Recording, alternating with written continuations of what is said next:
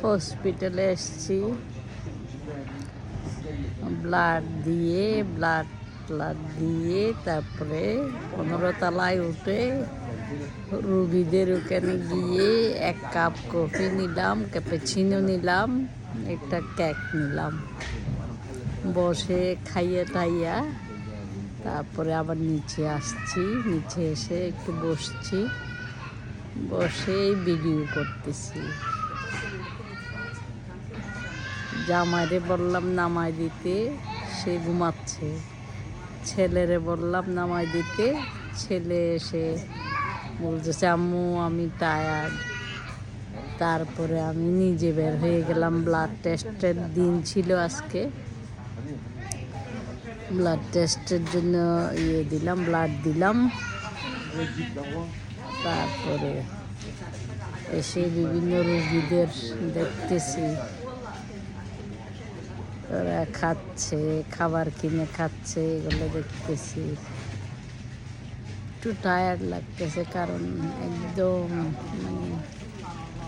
এখন এনার্জি পাচ্ছি না, একদম এনার্জি পাচ্ছি না।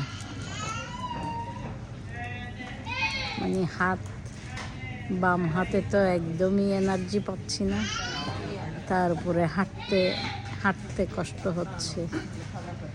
তারপরও লিপস্টিক দিয়ে সাজগুজ করে ফ্রেশ মাইন্ডে বের হলাম।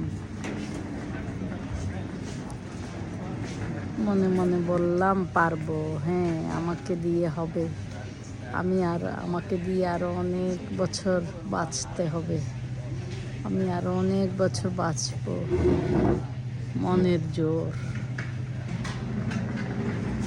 মনের জোরে বেঁচে আছি।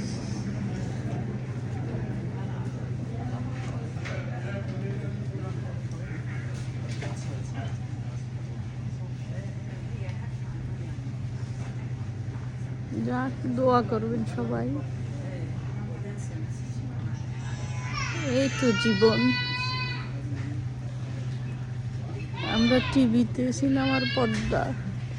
সিনেমা দেখি। আমাদের লাইফটাই তো একটা সিনেমা।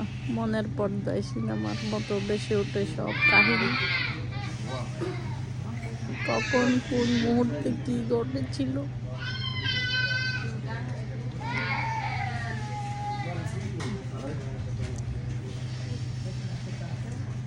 দোয়া করবেন।